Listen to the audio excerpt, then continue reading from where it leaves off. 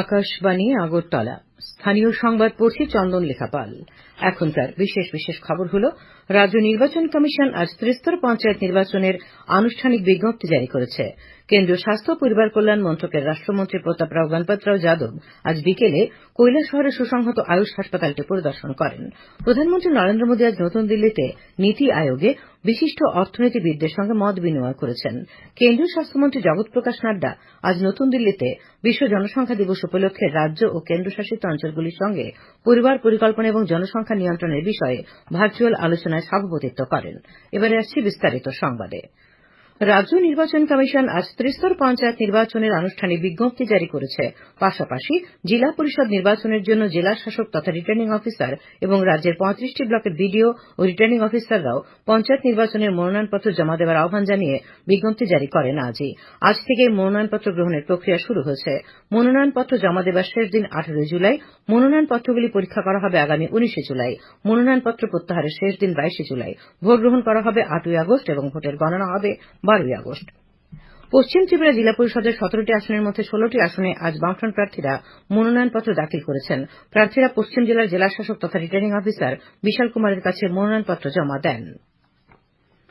কেন্দ্রীয় স্বাস্থ্য ও পরিবার কল্যাণ মন্ত্রকের রাষ্ট্রমন্ত্রী প্রতাপরাও গণপতরাও যাদব আজ বিকেলে কৈলাসহরের সুসংহত আয়ুষ হাসপাতালটি পরিদর্শন করেন।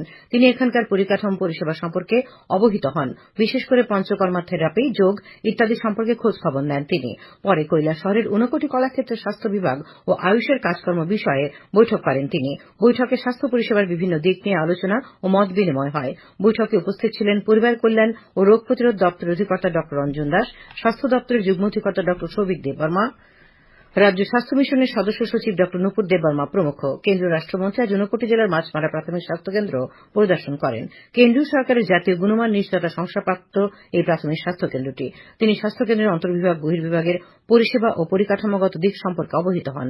তিনি চিকিৎসক, স্বাস্থ্যকর্মী, রোগী ও তাদের পরিজনদের সঙ্গে কথা বলেন। স্বাস্থ্যকেন্দ্রে ভেষজ বাগানে অর্জুন গাছের চারা রোপণ করেন মন্ত্রী। তাছাড়া একজন টিবি রোগীকে ফলের ঝুড়ি, দুজন শিশুর হাতে জিঙ্ক ট্যাবলেট এবং ওআরএস এর প্যাকেট তুলে দেন। কেন্দ্রীয় মন্ত্রী আজ মাছমারা এডিসি ভিলেজ কার্যালয়, স্থানীয় অঙ্গনওয়াড়ি কেন্দ্র এবং কিনাচরণ তালুকদার পাড়া এসবি স্কুলটি পরিদর্শন করেন। আকাশবাণীর ঊনকোটি জেলার সংবাদদাতা অনুপম ভট্টাচার্যকে দেওয়া একান্ত সাক্ষাৎকারে কেন্দ্রীয় মন্ত্রী জানান, উত্তর পূর্বাঞ্চলের রাজ্যগুলিতে 15 দিন অন্তর অন্তর কেন্দ্রীয় মন্ত্রীদের প্রবাস কর্মসূচির অঙ্গ হিসেবেই তাঁর এই সফর। সফর শেষে প্রধানমন্ত্রীর দপ্তরে রিপোর্ট জমা দেবেন বলেও তিনি জানান। ত্রিস্তর পঞ্চায়েত নির্বাচনে মনোনয়নপত্র দাখিলের প্রথম দিনে আজ সিপাহীজলা জেলায় 36 জন সিপিআইএম প্রার্থী মনোনয়নপত্র দাখিল করেছেন। এর মধ্যে কাঁঠালিয়া ব্লক গ্রাম পঞ্চায়েত নির্বাচনে 20 জন, মোহনভোগ ব্লকে 8 জন, মোহনভোগ পঞ্চায়েত সমিতির জন্য 5 জন, সিপাহীজলা জেলা পরিষদ নির্বাচনের জন্য 3 জন সিপিআইএম প্রার্থী মনোনয়ন দাখিল করেন।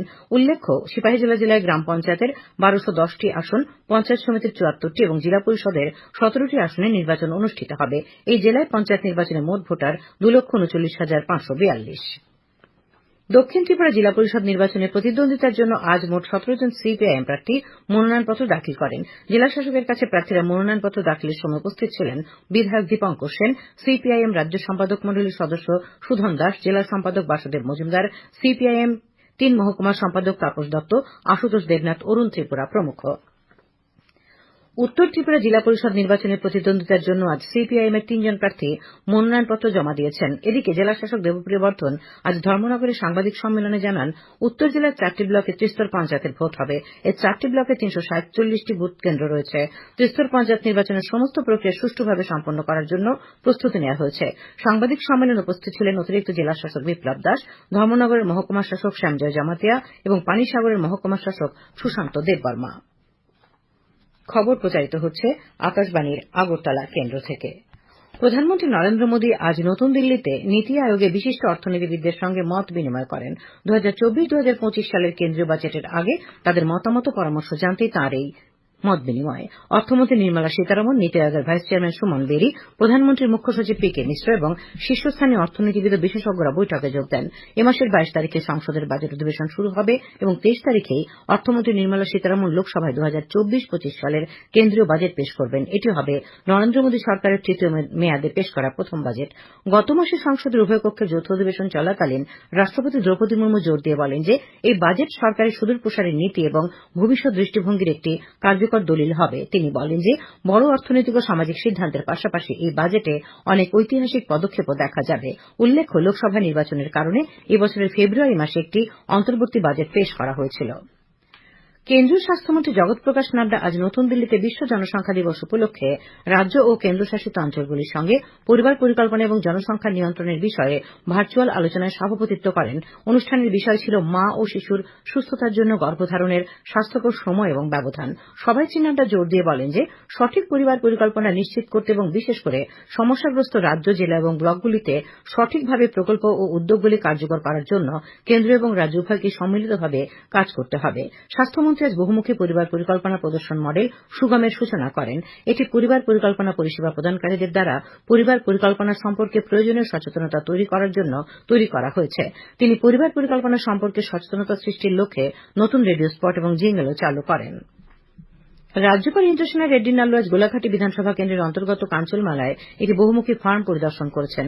এই ফার্মে পোল্ট্রির মুরগি পালন, মাছ চাষের পাশাপাশি বায়োগ্যাস প্ল্যান্ট ইত্যাদি সম্পর্কে রাজ্যপাল ফার্মের কর্ণধারের সঙ্গে কথা বলেন। স্বনির্ভর হওয়ার জন্য রাজ্যের বেকার যুবক যুবতীদের এ ধরনের বহুমুখী ফার্ম গড়ে তোলার উপর গুরুত্ব আরোপ করেছেন রাজ্যপাল। ধলাই জেলার জেলাশাসক সাজু ওয়াহিদের ত্রিস্তর পঞ্চায়েত নির্বাচন অবাধ ও শান্তিপূর্ণভাবে সম্পন্ন করতে প্রতিটি রাজনৈতিক দলের সহযোগিতা চেয়েছেন। আজ ধলাই জেলার জেলাশাসক কার্যালয়ে আয়োজিত সর্বদলীয় বৈঠকে তিনি এই সহযোগিতা চান। বৈঠক শেষে জেলাশাসক সাংবাদিকদের জানান, নির্বাচন সুষ্ঠুভাবে সম্পন্ন করতে পর্যাপ্ত নিরাপত্তা ব্যবস্থা নেওয়া হবে। ধলাই জেলায় 3টি ব্লক এলাকায় 41টি গ্রাম পঞ্চায়েতে নির্বাচন হবে, মোট আসন 222। একই সঙ্গে নির্বাচন অনুষ্ঠিত হবে জেলার 3টি পঞ্চায়েত সমিতির 33টি আসন এবং ধলাই জেলা পরিষদের 9টি আসনে। তিনি জানান, পঞ্চায়েত নির্বাচনে ধলাই জেলায় মোট ভোটার 80,169 জন। তার মধ্যে পুরুষ ভোটারের সংখ্যা 40,519, মহিলা ভোটার 39,644 এবং তৃতীয় লিঙ্গের ভোটার রয়েছেন 6 জন। সর্বদলীয় বৈঠকে উপস্থিত ছিলেন ধলাই জেলার পুলিশ সুপার অবিনাশ রায় এবং অতিরিক্ত জেলা শাসক সুব্রত কুমার দাস প্রমুখ।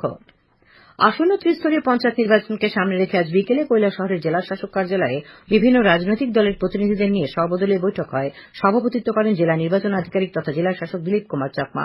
বৈঠকে বিজেপি, কংগ্রেস, সিপিআইএম, তৃণমূল কংগ্রেস এবং তিপ্রামাথা প্রভৃতি রাজনৈতিক দলের প্রতিনিধিরা অংশ নেন। বৈঠকে জেলা শাসক সুষ্ঠু ও শান্তিপূর্ণভাবে নির্বাচন সম্পন্ন করতে সকলের সহযোগিতা কামনা করেন। উল্লেখ্য, 49 জেলায় মোট ভোটদাতার সংখ্যা 1,28,737 জন। মোট ভোট কেন্দ্রের সংখ্যা 234। ত্রিস্তর পঞ্চায়েত নির্বাচন নিয়ে আজ দুপুরে খোয়াই জেলা জেলা শাসক কার্যালয় কনফারেন্স হলে সর্বদলীয় সভা হয়। জেলা শাসক চাঁদনী চন্দ্রনের সভাপতিত্বে এই সভায় কয়েকটি রাজনৈতিক দলের প্রতিনিধি সহ জেলা পুলিশ সুপার ও অন্যান্য আধিকারিকরা উপস্থিত ছিলেন। নতুন 3 ফৌজদারি আইন নিয়ে আজ দক্ষিণ জেলার শ্রীনগর পঞ্চায়েতের সাবরুম মহকুমা আইনসেবা কমিটির উদ্যোগে সচেতনতামূলক সভা হয়। আলোচনা সভায় আইনজীবী রাধিকা রঞ্জন বসাক ভারতীয় ন্যায় সংহিতা, ভারতীয় নাগরিক সুরক্ষা সংহিতা এবং ভারতীয় সাক্ষ্য অধিনিয়ম সম্পর্কে বিস্তারিত আলোচনা করেন। আগরতলা সাবরুম জাতীয় সড়কের বিশালগড় জাঙ্গালি এলাকায় আজ বিকেলে এক সড়ক দুর্ঘটনায় 2 জন নিহত এবং 1 জন আহত হয়েছেন। উদয়পুর থেকে আগরতলাগামী একটি বাসের সঙ্গে একটি বাইক ও স্কুটির সংঘর্ষে এই মর্মান্তিক ঘটনা ঘটে। বিশালগড় মহকুমা পুলিশ আধিকারিক দুলাল দত্ত জানিয়েছেন, বাইকে থাকা প্রণব দাস এবং রাকেশ দেবনাথ নিহত হয়েছেন। তাদের দুজনেরই বাড়ি উদয়পুর মহকুমায়। স্কুটি চালক আহত প্রসেনজিৎ ভৌমিক হাঁপানিয়ার টিএমসি হাসপাতালে চিকিৎসাধীন। পঞ্চায়েত নির্বাচনকে সামনে রেখে আজ আগরতলার কংগ্রেস ভবনে প্রদেশ কংগ্রেসের সাংগঠনিক সভা হয়। উপস্থিত ছিলেন প্রদেশ কংগ্রেস সভাপতি আশিস কুমার সাহা, বিধায়ক সুদীপ রায় বর্মন সহ অন্যান্য নেতৃবৃন্দ। সভায় পঞ্চায়েত নির্বাচনের জন্য কংগ্রেসের রণকৌশল নিয়ে বিস্তারিত আলোচনা হয়।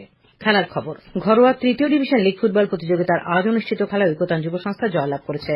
উমাকান্ত মিনি স্টেডিয়ামে অনুষ্ঠিত খেলায় ঐকতান যুব সংস্থা 3-2 গোলে জম্পুই জেলা প্লে সেন্টারকে হারিয়ে দেয়। একই মাঠে স্বামী বিবেকানন্দ ক্লাব ও ইকফাই ফুটবল ক্লাবের অপর খেলাটি 1-1 গোলে ড্র হয়। ঘরোয়া মহিলা ফুটবল লীগের খেলায় আজ বিশ্রামগঞ্জ প্লে সেন্টার জয়লাভ করেছে। উমাকান্ত মিনি স্টেডিয়ামে অনুষ্ঠিত খেলায় বিশ্রামগঞ্জ প্লে সেন্টার 5-1 গোলে ফুলঝানো অ্যাথলেটিক ক্লাবকে পরাজিত করে। আবহাওয়া। আগামীকাল আকাশ সাধারণত মেঘাচ্ছন্ন থাকবে। 2-1 জায়গায় বজ্র বিদ্যুৎ সহ হালকা থেকে মাঝারি পর্যায়ে বৃষ্টিপাতের সম্ভাবনা রয়েছে।